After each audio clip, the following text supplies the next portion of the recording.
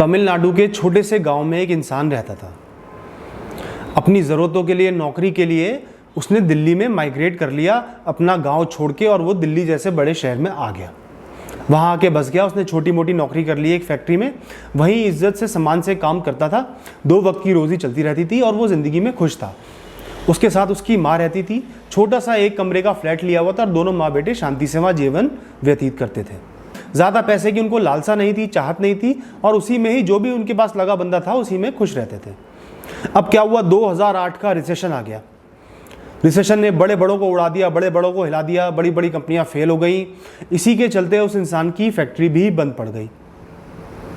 खड़े दम वो सड़क पे आ गया। उस महीने की तनख्वाह भी नहीं मिल पाई, लेकिन क्या करें, मजबूरी तो मालिक की भी थी, मजबूरी उस इंसान की भी हो गई। अब उसने नौकरी ढूंढने की बहुत कोशिश करी, जगह जगह धक्के खाए, ठोकरें खाई, 10 जगह गया, 20 जगह गया।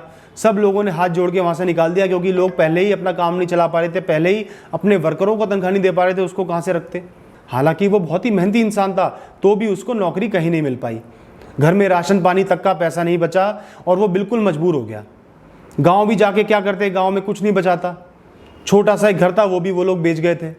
गाँव जाने का भी ऑप्शन उन लोगों के पास नहीं था। लेकिन अच्छी बात यह है कि उस इंसान ने लाइफ में हार नहीं मानी। उसकी माँ को इडली बहुत अच्छी बनानी आती थी। वो भी आए दिन अपनी माँ के साथ इडली सांभर वड़ा बनाता था अपने ही भोजन के लिए। तो उन लोगों ने ये सोचा कि एक छोटी सी ठेली डाल लेते हैं इडली सांभर वड़े की, शायद लोगों को पसंद आ जाए, खर्चा ज़्यादा होगा नहीं, और अगर काम चल गया तो कम से कम रोटी पानी का जुगाड़ हो जाएगा। ऐसे ही करके उसने एक जगह देखी और वहाँ एक छोटी सी पुरानी सी ठेली ले जाके रख दी। शुरू में तो काम चला नहीं, कोई बड़ा बैनर था नहीं, लोग आए नहीं। धीरे धीरे आसपास के लोग उसकी ठेली पे इडली सांभर वड़ा खाने आने लगे। अब उसकी क्या खासियत थी, वो बहुत मेहनती इंसान था। सुबह 6 बजे आके बैठ जाता, परिंदे तक का नामो निशान नहीं होता, कुत्ते उस समय भौंक रहे होते, लेकिन वो आके अपनी दुकान पे बैठ जाता, गर्मा गर्म इडली वड़े सांभर लेके बैठ जाता, और रात को 12-1 बजे से पहले नहीं जाता। दिन में सिर्फ कुछ घंटों के लिए घर वापस जाता, 1 घंटे आराम करता और 2-2.5 घंटे लग के रात के लिए खाना बनाता और उसको लेके काम पे चले जाता। धीरे धीरे क्लाइंटेल बनना शुरू हुई, धीरे धीरे लोगों ने उसके यहाँ खाना शुरू किया। उसका देसी स्वाद बिल्कुल ऑथेंटिक साउथ इंडियन खा के लोगों को अच्छा लगने लगा, जेन्युइन फील आने लगी, और साफ सफाई तो वो रखता ही था। इस चलते धीरे धीरे उसके पास कस्टमर आने लगे। अब कस्टमर भी कौन थे, ज़्यादातर वो थे पीजी के जो बच्चे रहते हैं, जो अपने माँ बाप से दूर रहते हैं, जिनको अच्छा खाना नहीं मिल पाता, वो उसके पास ऑथेंटिक खाना, कम घी का खाना, अच्छा खाना खाने आ जाते थे। रेट भी उसने बिल्कुल कम रखे हुए थे। उसका मेन टारगेट ये था कि बच्चों का पेट भर जाए, जो उसके यहाँ खाना है उसका पेट भर जाए। उनको लूटना या उनसे पैसे कमाना टारगेट नहीं था, उसको सिर्फ अपना घर चलाना था और लोगों का पेट पूजा करवानी थी, लोगों को अपना खाना खिला के खुश करना था। एक दिन किसी दुकानदार ने उससे पूछ लिया कि भाई तुम सुबह 6 बजे आ जाते हो और रात को भी 12-12, 1-1 बजे जाते हो, सुबह 6 से 9 या 10 तक तो मैंने तो आज तक कस्टमर आते देखा नहीं।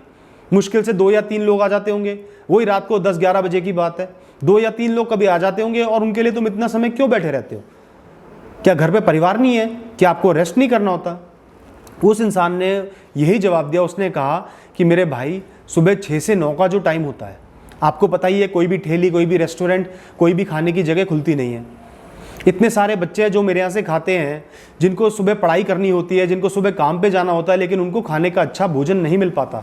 मेरी कोशिश ये है, कोई इंसान मेरे यहाँ खाता है, मेरे खाने को पसंद करता है, तो उसको कभी भी खाने की समस्या जीवन में ना आए। मैं 2-3 घंटे एक्स्ट्रा बैठ भी जाऊँगा तो मेरा क्या नुकसान हो जाएगा? अगर 2-3 बच्चे भी आ जाते हैं और उनका पेट ऐसे टाइम में भर जाता है जब उनको खाने की ज़रूरत है, वो पढ़ाई कर रहे हैं, काम कर रहे हैं, तो मेरे लिए इससे खुशी की बात कोई नहीं है। मुझे पैसे से मतलब नहीं है। अगर 4 लोग आज मेरे से खुश होकर जा रहे हैं तो मेरे लिए यही बहुत बड़ी जीत है। दूसरा इंसान उसकी बात सुन के बहुत खुश हुआ, कुछ भी नहीं बोला और वहां से चला गया। ऐसी ही मेंटेलिटी रख के वो इंसान लाइफ में जी रहा था। इतनी ईमानदारी से सालों साल वो काम करता रहा। ज़्यादा कुछ उसके हाथ लग नहीं पाता था, क्योंकि रेट उसने बिल्कुल कम रखे हुए थे, तो भी वो लाइफ में खुश था। जो इडली सांभर वड़ा जो बच जाता था, घर जाके माँ बेटे दोनों वही खा लेते थे। इसी तरह उनका घर भी चल रहा था। अब धीरे धीरे क्या हुआ, ईमानदारी, निष्ठा और अच्छी क्वालिटी इंसान को जीत दिला ही देती है। धीरे धीरे उनका कस्टमर बेस बढ़ने लगा। जो बच्चे पहले वहाँ पीजी में रहते थे, छोड़ के चले गए, वो भी दूर दूर से आने लगे उसके यहाँ खाने के लिए स्पेशली। क्यों? स्वाद मुँह लगा हुआ था, भैया से मिलने का भी मन करता था और वहाँ आके अच्छा लगता था। और एक इंसान जो एक जगह रेगुलर खाता है, वो 4 लोगों को और बताता है। इस तरीके से धीरे धीरे कई साल बाद उसका काम बढ़ने लगा।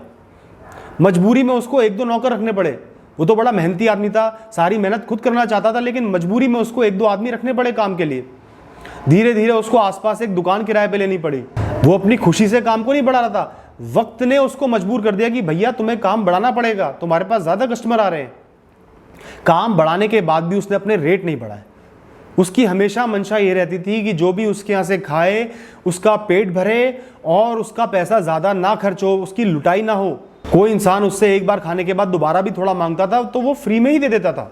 अब काम थोड़ा बड़ा, कस्टमर बढ़े तो उन कस्टमर ने और कस्टमरों को खींचा, मल्टीप्लाई करा काम, धीरे धीरे फेमस हो गया। अब क्या था, कुछ एक पीजी स्टूडेंट्स ने उसकी दुकान की वीडियो बना के यूट्यूब पे डाल दी।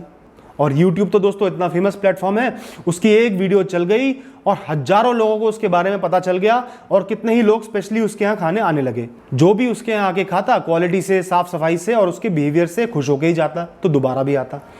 अब तो कस्टमर भी बहुत आ रहे थे, उसी लिमिटेड पैसे में भी बहुत कमाई हो रही थी, तो मजबूरी में उसको एक रेस्टोरेंट भी किराए पे लेना पड़ा।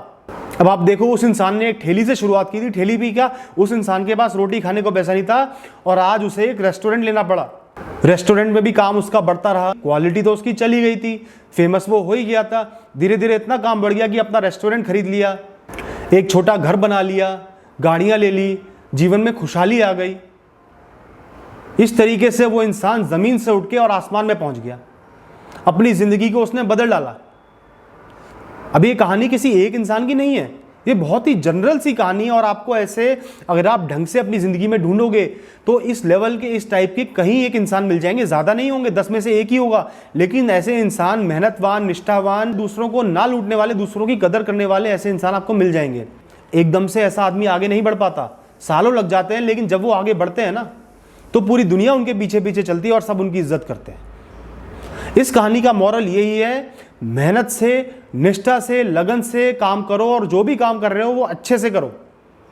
आपको ये एम करना है कि मैं जो भी काम कर रहा हूं, किसी को खाना खिला रहा हूं या किसी के यहाँ झाड़ू लगा रहा हूं, जो भी काम कर रहा हूं वो काम अच्छे से, सफाई से करूंगा। किसी को मेरे काम से शिकायत नहीं होनी चाहिए, सब खुश होकर जाने चाहिए। किसी ने जरा सा एक्स्ट्रा काम भी बोल दिया तो वो भी करूंगा, उस इंसान को खुश करूंगा। लंबे समय तक ईमानदारी से, निष्ठा से काम करोगे तो आपकी जीत होगी ही होगी, लोग आपको पसंद करेंगे और आपकी प्रतिभा बढ़ेगी ही बढ़ेगी। तो दोस्तों, चूंकि ये कहानी एक खाना बनाने वाले पे है, एक रेस्टोरेंट ओनर पे है, तो मैं आपको सक्सेस की 3 रेसिपी दूंगा। दोस्तों, पहली चीज़ है मेहनत। उस इंसान ने टाइम का मुंह नहीं देखा, सुबह 6 बजे आता था और रात को जाता था, जबकि कस्टमर भी ज़्यादा नहीं आते थे उस टाइम में, तो भी उसने मेहनत करी। क्यों? दूसरों के लिए, ताकि किसी को परेशानी ना हो, ताकि कोई परेशानी में आए तो उसको भोजन मिल जाए। दूसरी बात दोस्तों, क्वालिटी, साफ सफाई, इसका हमेशा उसने ध्यान रखा। ऐसे ही आपको कोई भी काम कर रहे हो, उसकी क्वालिटी का काम अच्छे से करना है। क्वांटिटी चाहे कम हो जाए, लेकिन काम बहुत अच्छे से, सफाई से करना है, परफेक्शन के साथ करना है। ऐसा एम आपको रख के चलना है। और तीसरी बात दोस्तों, आपने पैसे के पीछे नहीं भागना है। पैसा हमेशा सिर्फ एक बाई प्रोडक्ट होता है आपके काम का। काम के पीछे भागो, अपने गोल्स के पीछे भागो, अपने टारगेट बनाओ कि मुझे लोगों को सर्व करना है, या मुझे एक अच्छी क्वालिटी की चीज़ बनानी है, या मुझे एक रेस्टोरेंट चलाना है, मुझे एक फैक्ट्री चलानी है। ऐसे अपने गोल रखो, उस गोल की तरफ निष्ठा से मेहनत करो। पैसा तो बाय प्रोडक्ट है, पैसा आज नहीं तो कल नहीं तो परसों आ ही जाएगा। अगर आप पहले दिन से ही पैसे के पीछे भागोगे, पहली बात तो बहुत जल्दी डिसअपॉइंट हो जाओगे, और दूसरी बात, पैसा आसानी से आपके पास आएगा भी नहीं, क्योंकि पैसे के पांव बहुत तेज होते हैं। पैसा बहुत तेज भागता है, वो आपसे तेज भागता है, आप उसके पीछे पड़े रहोगे और वो आगे भागता चले जाएगा। पैसे की इतनी ज्यादा इज्जत मत करो, इज्जत करो अपने कर्मों की, अपने आप की। पैसा अपने आप आ जाएगा, आज नहीं तो कल आ ही जाएगा। बस इतना ही कहना है। खुश रहें, अपना ख्याल रखें और पॉजिटिव रहें। Thank you.